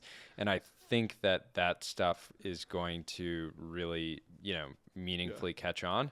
Also, big assumption here that 99% of USDT is trading and laundering. Like that just might not be true. Well, certainly a lot of it is trading. Sure. The laundering stuff, who knows? It seems much harder to But prove. even trading is valuable in the sense that like you could say a lot of the US dollar is tied up in trading activity, right? Yeah. Like how much is on Citadel's balance sheet right now? A lot. Does that make it like less real? I don't know. Yeah. I don't think so. So I don't know. I'm still positive on at the end of the day, the technology is very meaningful of being able to send money 24/7 in a trustless way. Yeah. It's awesome. Exactly. Let's go to Praying for Exits. He's been on the show before. He says, designers, DALL-E 2, I stole your pictures and used them to generate art. And the designers say, no, this is illegal. And the programmers are talking to ChatGPT, and ChatGPT says, I scanned your GitHub account and stole your code. And the Chad programmers say, cool, did you get it to work? This is an interesting reaction. It does seem like it wasn't really designers. It was more like the art community. Yeah, I haven't. It was the designers the creatives that weren't monetizing. Yeah, the non-monetizing creators that are struggling artists that haven't figured out a commercial application. Yep. OpenAI monetizing their work sort of indirectly really piss him off. The designers that I know that have built great careers are all excited about AI tooling. Or even the artists like Beeple, he uses Cinema 4D. I'm sure he's able to use generative AI either in the post-processing or in the texture generation, but he's coined this own style that even if it could be copied, he has the proof of work. Yeah, but I do feel like the Gen AI stuff did take a little bit of wind out of his sails because Beeple was going through the painstaking effort to make these absurd images, and now anybody can make the same absurd image. But I haven't seen anyone replace him. Like, no, I'm not saying he's been replaced. I'm just saying more like it's less jarring. It doesn't have the same effect for me to see a Beeple to see like image Elon now. riding a bull or whatever, because anybody can because anyone can make that. Generate that now. I guess I think he still has some sort of like interesting carved out. He still has it's going to be the same thing where Beeple's artwork. People always said this about like the Mark Rothko, like, oh, my kid could make that, or some artist where it's just like paint splatter. And you'd say, yeah, my kid could make that, but the point was that you didn't. Yeah. And then the point was, well, even if your kid did, everyone would just be like, well, that's a Mark Rothko ripoff. Yeah. And now it's like, yeah, your kid could prompt that, but it would just feel like a Beeple rip. Yeah. In my opinion. I don't know. We'll see. I mean, he's already made generational wealth, so I don't even know if he needs to make any more anymore. Yeah, post-economic. Let's go to Delian. He's been on the show before. He says, so Waymo is changing to a Chinese auto manufacturer? Yeah, F that. My autonomous ride about to accidentally drive off a cliff. Okay, so Waymo's been running on... too many Winnie the Pooh jokes. Hard pass. So I really don't get it. So this is funny timing because Waymo is like the only time you see a Jaguar today. Yeah, they could just buy Jaguar. And Jaguar is just like floundering. The Ray Dong something or whatever, the president over there is just like floundering, totally making cars nobody cares about. But like clearly they have manufacturing lines that can produce reasonable cars. Yeah, Jaguar had stopped making cars, presumably except for Waymo. Yeah. And why did that deal not happen? It's crazy. It's honestly, it makes me even shorter Jaguar feeling that rough. Waymo was already running on their basically infrastructure and decided not to move forward with that. But very bad. I don't want. It's so funny he throws in another Winnie the Pooh joke here. I don't want the CCP to control our drones, one of our biggest social media platforms, and now our autonomous cars. Very rough. Don't want that to happen. Yep. So Delian, why don't you, By Jaguar. put $1 billion into a Jaguar buyout and, reshore it to Something. America. I mean, we already have the answer. It's Tesla, right? Like Yeah. Tesla is the American competitor to everything that Waymo will be doing, and it will become a culture issue. I tweeted this post of like, look at the way the Waymo car looks, and then look at the aesthetics of the Tesla self-driving car, and like both political sides like hate the opposite one. Yeah. And it's weird to think that something as utilitarian as just getting a ride from one place to another can become like a political statement, but it has. People like many Democrats would say like, I will not buy a Cybertruck because of the statement that it makes. Yeah. And the same thing for a Republican driving D-cells. a Prius, which is the same thing. Yeah. I'm going to be rolling coal in a Raptor R. Let's go to Luke Metro. He's been on the show before. He says, how do you not own a suit for the office Christmas party? You're an L6. And it's a photo of Wife Jack. Have you been following the Wife Jack thing? I think these are great. Every time I see him, I'm like, oh. At first, I thought it was like kind of negative, but I realized that it was actually very positive and a very pro-natalist campaign. And there's been a little self-policing within the Wife Jack community around like, don't make it negative, don't make it overbearing. It's like the wife is saying these things because she loves you, not because she's actually upset with you. I like the positive spin. And so, yes, also, if you're an L6, get a suit. If you're an intern, get a suit. Yeah. Everyone needs a suit. It's ridiculous. It's ridiculous. Get a suit. Call your tailor. Call Fiorentino label. Call Fiorentino. Daniel, he's been on the show earlier, and he's been on the show many times, former brother of the week. He says, the walls close in as you age. The path for responsible change to oneself grows more narrow. You have commitments in your work, a career that makes sense given your current mental arrangements. You have a spouse and a child who won't count on you to exist in a certain way, Very doomerish post. This is kind of the opposite of that other post that we said that was like, you can just change your career at 45, remember? Yeah, you can, but the thing is your life very quickly adapts to your identity. True. So if you want to change who you are and what you do, once you have a wife and children, and I even noticed this of like, I've appreciated like having a kid in school now and being like, okay, I can't just move across the country. Of course. So that makes me like more oriented around investing in my local and community podcasting or whatever. in Los Angeles. Podcasting locally. Yeah. But yeah, I just thought that was relevant because I think if you aren't married or don't have kids yet, like you need to be taking on like at least 5 times as much risk as you are right now, because the more that other people are dependent on you in many ways, the less risk you can take on. Yeah, it's great. This is a great one by Zane. He's a little skeptical, but we're going to debate this. He says, some idiot took regular old sour candy and put it in a bag with some generic branding and sold it for $100 million. And you're still waiting for someone at HR to approve your PTO on Thursday so you can spend a couple days with your family. Denied. And he's quote tweeting a CPG Wire article that says, the Hershey Company is acquiring Sour Strips, a fast-growing sour candy brand, for an undisclosed sum. So I don't know where he got the $100 million, but maybe he dug into it. Sour Strips was founded by internet personality Max Tuning in 2019. And Max Tuning was like a huge YouTuber, all in the fitness space. I mean, great nominative determinism there, like chewing to the max. He's chewing the sour candy. He always likes sour candy. And so he starts this brand. But the fascinating thing is that, the name is just Sour Strips. That's the name of the category. That's a descriptor. Yeah, I don't think you can trademark that. And so someone else could start a Sour Strips company. Maybe you couldn't use the exact same logo and stuff, but you could make it pretty close because Sour Strips is not trademarkable. But he still grew it really well, and he started advertising it on his podcast, advertising it on his YouTube channel, and then used that to get into retail, I'm sure, and eventually grew it to, I think, $100 million of revenue, something like that. And fantastic outcome for Max. Love his podcast. Love him. Yeah, it is so funny because if I think back to being a child and going to a candy store or a place that sold candy, there was always a like Sour Strips kind of bucket or dispenser type thing that were just called Sour Strips. Yeah. Right. Yeah. And so if there was truly no other brands in that category and he's just like, I'm going to take this and like brand it and really focus on selling it well and marketing it and growing it, then he deserves the 9-figure. There's also a big piece here where if you go through, if you're starting a CPG company and you walk through the aisles, you can see that some are incredibly competitive. Some sections of the grocery store are like, it's half Unilever, half Hershey, and you're just screwed because they both have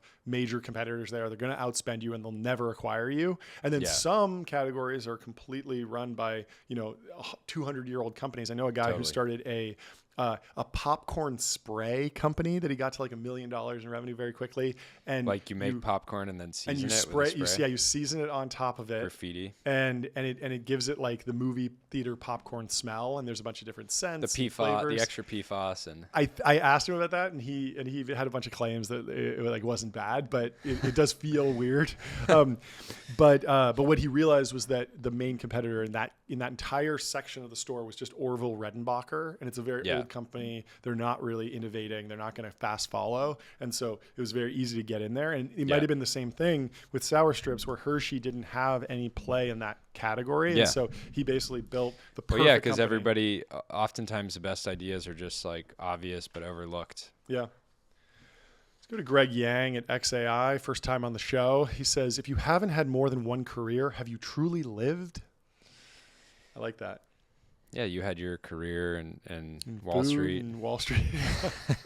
Short career. Yeah, I like this. I think this is a very millennial post, like jumping from job to job, being a founder, being an investor, being a content creator, moving back and forth between things. But I feel like it's widely accepted now. The millennials are the first generation where it almost it was just normal to be like, I'm going to do this one thing, I might get decent at it, and then I'm going to jump over here and do this other thing. I'm going to do this, that, and kind of like snake your way through life. I think it's generally good. I have a lot of people that I went to college with that have only done one thing out of school, like real estate, like investing. And then they get to like, 28, 29, 30, and they're like, well, I guess I could still do other stuff, but then they feel still kind of trapped. And I try to talk to them and be like, no, you can literally do whatever you want. Like you can completely reinvent your career, jump into a different industry or category, or go from an investing role into an operating role, or vice versa. There is an interesting thing, like PG often says that like the best founders have like, they're experts at like 2 or 3 different disciplines, or maybe if there's a co-founding team, they have like 5 or 6 disciplines mastered between them. And maybe you get that from working in different careers, and then you can put them together. Like you've worked in finance, but then you've also worked in consumer packaged goods, and so you're able to operate your business very effectively. Maybe I don't know what Greg did before this, but maybe he was at a woke language model, and now he's like, I'm reinventing myself by being at a base language model. At XAI. But yeah, reinvent yourself. Yeah, I like it. Inspector Clouseau Investments says, average U.S. bank, we regret overcharging customers. We are hiring additional staff to investigate, and we should have it settled by 2027. Average Japanese bank, pledge, anyone employed by this bank who has stolen money or caused others to steal from the bank will pay for it with his or her own property and then commit suicide. Very on brand for Japan. I can't believe they're still doing seppuku over there. That's so crazy. It's a samurai. I was watching this show called like Samurai or something on Netflix, and like the show got boring because it was like every episode someone's committing seppuku. It was just constant. It was like, oh, okay, like, oh, guy stubbed his toe, gonna commit seppuku. But I guess that's really what they do over there. I think the meaning, the takeaway from this is that financiers are the modern samurais, right? And you need to act with honor. You do. And if you betray your own honor, then there's only one route. Yep. Yeah, I mean, if you as a listener ever catch us doing an episode without any ads, hold us accountable. Yeah. Demand that we commit seppuku. Yeah. Because that would be a violation of our sacred bond with the listener. Yep. To advertise. And people are going turbo long. That company. Here's a good one. People are saying that Ben Heilich is the next Ligma. 0 interest rates, and it's Ben Hylack. I think we mispronounced his yeah. name. So that's a thing that we do. Yes. Or at least we give it a shot. Do. We do give our a best good crack. over here. So he printed out a transcript of our podcast, and we say, I don't know the guy, but I think he's got a cool startup, great designer, great taste, fantastic. This is a future Rahul Ligma bit. This is fantastic. He really is the next Ligma. He really is the next Ligma. So stay tuned for the next Ligma I mean, award. he had another post that was great. I don't think we covered it, but as the bit was going on, he was like, hi, everyone. In our defense, when we did the Jaguar rebrand, we really thought Kamala was going to be elected, and that got picked up too, and it got a bunch of I told a friend that, like, jokingly, and he like didn't get the joke and was like, wait, really? Like, they thought she was going to win? I was like, no, dude, like, it's a meme. Jaguar went turbo long. Turbo long Harris. But anyways. I mean, legitimately, like, they did go turbo long, like the rise of wokeness, which probably was steadily, literally happening from 2010 to 2020, even beyond. 2022 was probably the peak. Then Elon buys X, and then the culture starts shifting. And if you were long wokeness, like, your company did very well throughout that entire phase. You got ESG customers, you got DEI investors, you got all sorts of benefits, and that only stopped, that gravy train only stopped like last year. And so if you kicked off a rebrand for your company, like, Jaguar didn't make cars this year. They like took the entire year off. Rough and year. So the whole plan for like the rebrand, the reset, going full electric, this is like years in the making. And like, I'm sure they did like some multi-year McKinsey project and like had all these different things. Like, it was a big deal for them. They didn't just like do this overnight. It stinks of McKinsey. We love management consulting. We love McKinsey, but it kind of reeks of McKinsey. Well, you get in what you put out. VP gone rogue. It's garbage in, garbage out with McKinsey. If you show up with a good plan, they're going to deliver some good plans for you, but the inspiration has to come from the founder. Take some responsibility. Siri says, VC went from being a relationships business to a sales job. When did the dynamic shift?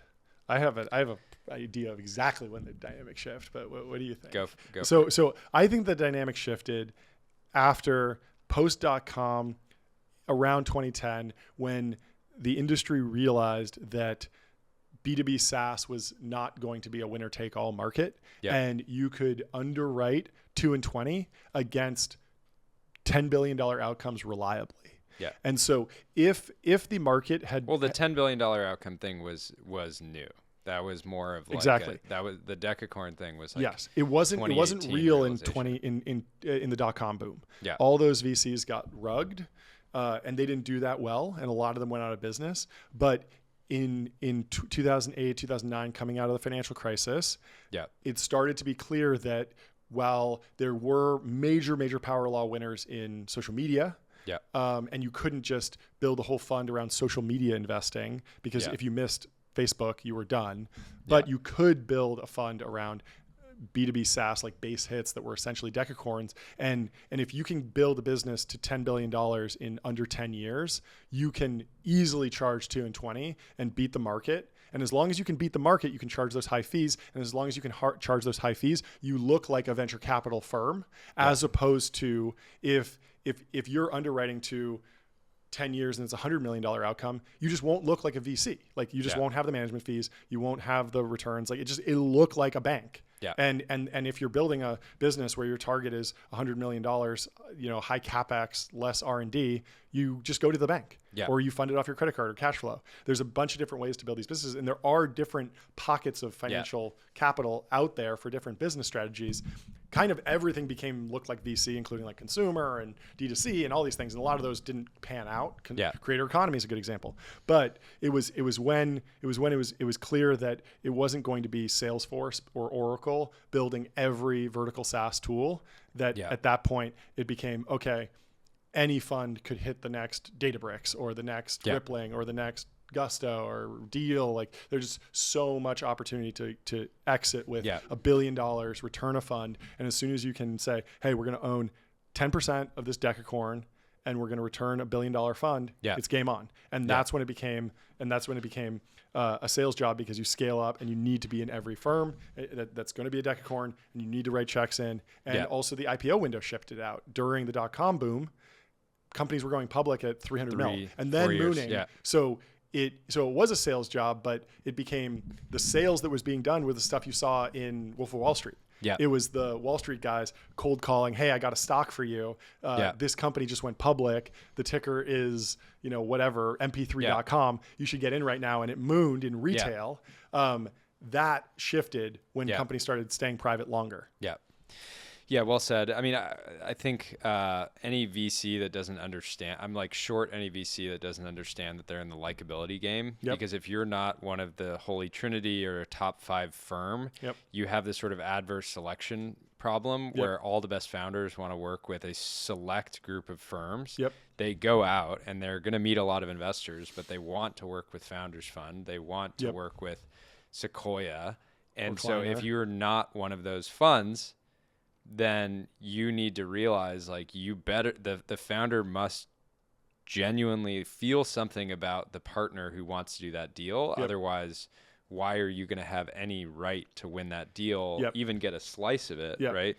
And so it is still a relationships business for the power law VCs. The next generation of power law winners in venture capital are doing the relationship business.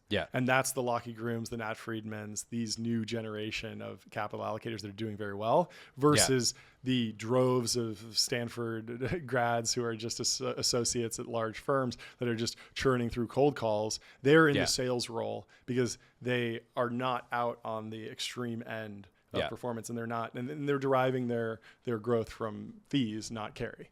Totally. So it's all a rational move because the funds have gotten so large that you can sit in what is essentially a sales role, collect management fees, and not need to play the relationship game to get some unfair advantage into an early deal that would never happen if it was a free market.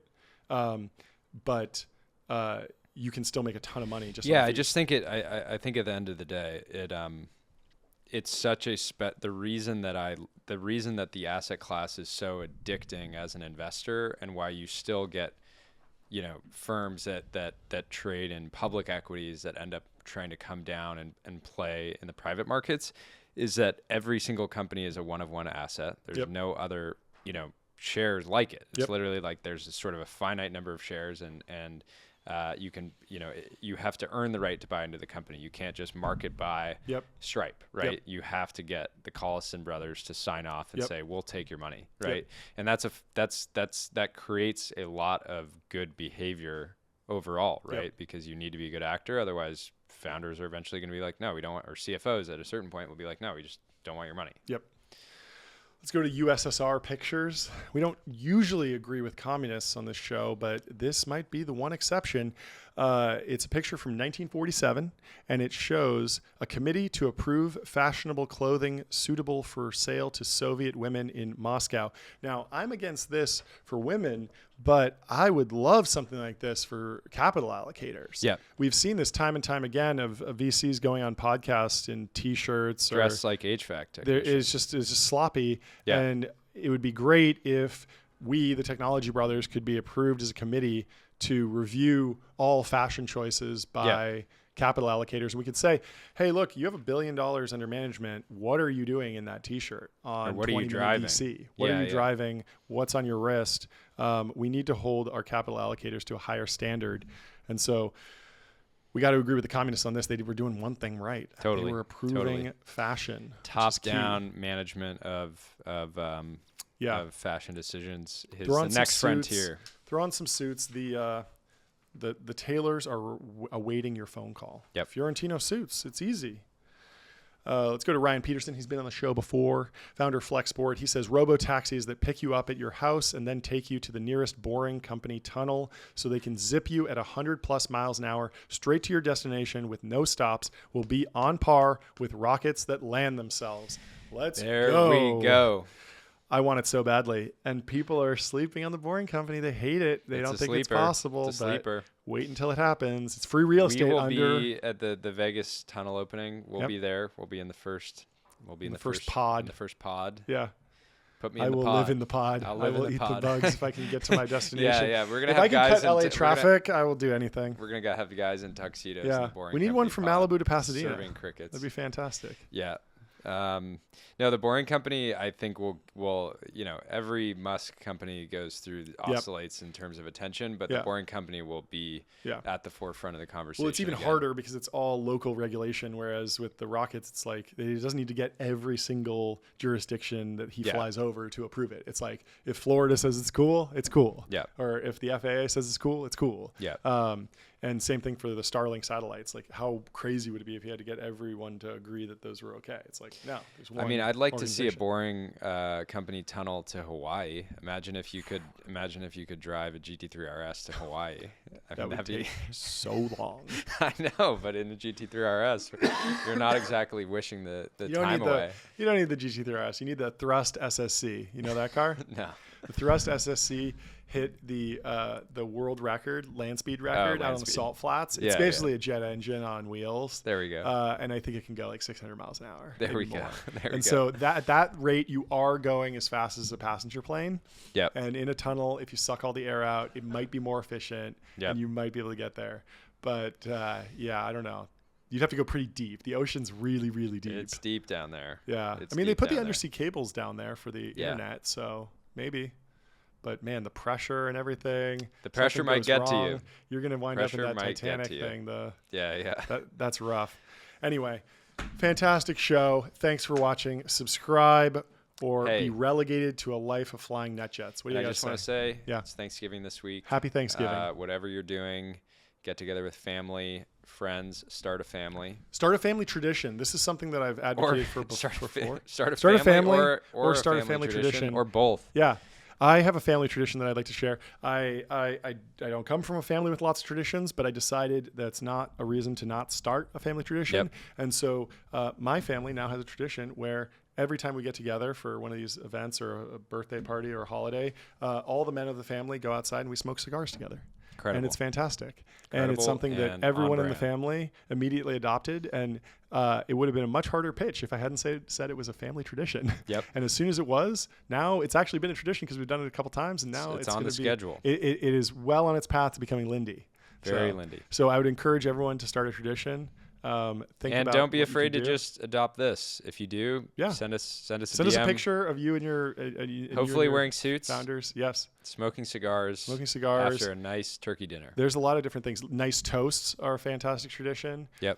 My mom likes writing rhyming limerick toasts. There we go. And with ChatGPT, you can really take it to the next level.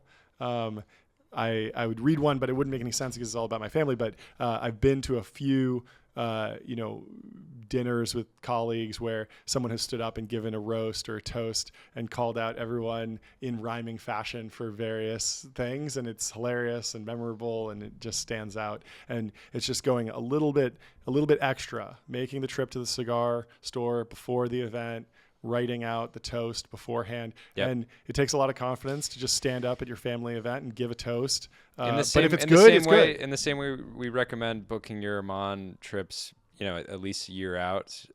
Plan ahead with your traditions too. Don't do it on the fly. Yep. These are serious things. Yep. And maybe start planning out the Uber Christmas Eats. one now. If you're listening to this on Thanksgiving or after, plan out the Christmas tradition now. There you go. That's a great place to end. Happy holidays, everyone.